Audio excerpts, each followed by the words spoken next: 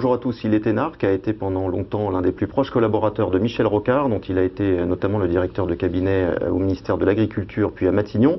Il est depuis 1998 le président de la région Île-de-France. Bonjour Jean-Paul Huchon. Bonjour. Alors le cabinet KPMG a livré hier sa traditionnelle étude sur l'attractivité des grandes métropoles mondiales, avec une bonne nouvelle pour la région Île-de-France, puisque Paris gagne 3 places dans le classement, et on apprend que 119 investissements étrangers ont été faits en 2013 dans la région. L'écart est encore important par rapport à une ville comme Londres. Sur quel point peut-on jouer pour combler cet écart avec la capitale anglaise ? Je crois que Pierre Simon, qui préside au Destinées de Paris-Île-de-France Capitale Économique, qui a présenté l'étude avec KPMG, a dit lui-même que ce qui avait été déterminant cette année pour la remontée de Paris, c'est sans doute la perspective du Grand Paris. Et le fait que le réseau de transport est en train de se mettre en place. En effet, les premiers, pas coups de pioche, mais les premiers coups de tunnelier interviendront fin 2014, au plus tard janvier 2015. Et évidemment, le fait d'avoir une perspective de développement avec de nouvelles gares, de nouveaux quartiers, de nouvelles implantations d'entreprises est très positif pour les étrangers. Et ça commence à jouer. Ça veut dire aussi, peut-être, moi ça m'intéresse, que au fond Paris et l'Île-de-France, mais la France au sens large, sont pas les repoussoirs qu'on dit pour les entreprises, au contraire. D'ailleurs, qu'est-ce qui est, moi j'ai beaucoup parlé avec les chefs d'entreprise là-dessus, et d'ailleurs je vais aller en voir avec François Hollande là lundi. On va aux États-Unis et on va rencontrer les entreprises françaises qui ont commencé à réussir là-bas, notamment à San Francisco, dans la partie la plus technologique. Qu'est-ce qu'ils nous disent ? Ils nous disent qualité de la vie est plutôt bonne. Ils nous disent c'est une main-d'œuvre de bonne qualité, mais assez bien formée. Et ils nous disent un marché très large. C'est quand même des atouts. Alors Londres est encore au-dessus de nous. On est la deuxième capitale européenne derrière Londres, et bien entendu, un événement comme les Jeux Olympiques a beaucoup favorisé la montée de Londres, et nous, qui maintenant peut-être allons candidater pour les Jeux Olympiques de 2024, et puis il y a l'exposition universelle également, ça peut être un coup de booster. Dynamiser la région à nouveau. Et moi je me félicite de ça, parce qu'il y a beaucoup de commentateurs qui sont sur le déclin inéluctable de Paris, etc. C'est pas du tout vrai, vraiment. Alors François Hollande, lors de sa dernière conférence de presse, a lancé un grand chantier, un nouveau chantier de décentralisation, avec peut-être la fusion de certaines régions, la disparition de certains départements. Est-ce que vous y voyez plus clair sur à la fois la méthode et le calendrier de ce chantier compliqué ?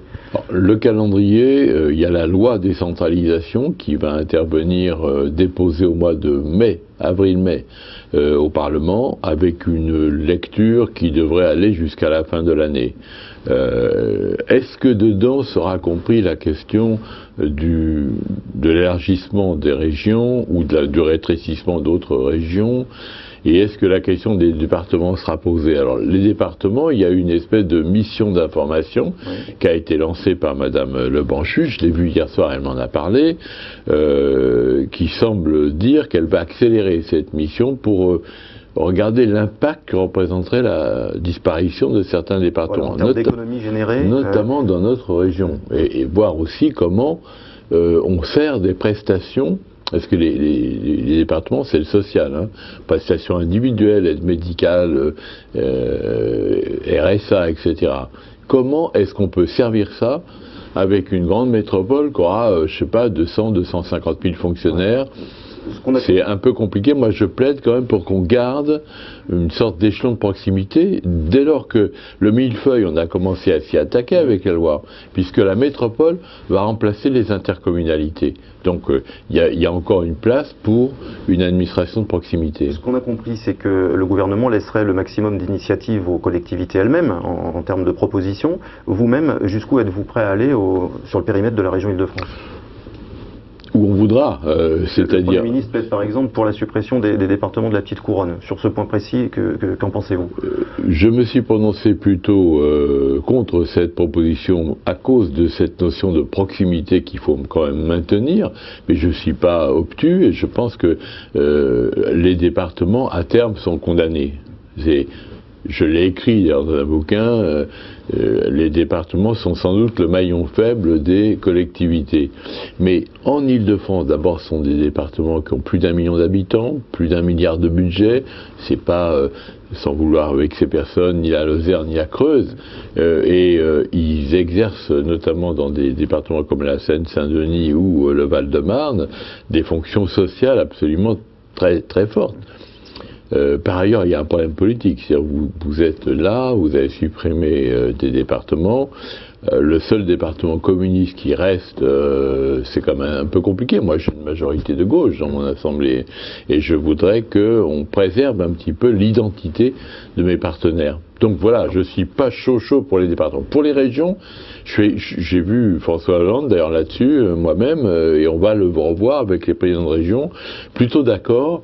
Mais je suis pas sûr que ça se passera par des fusions de régions entières.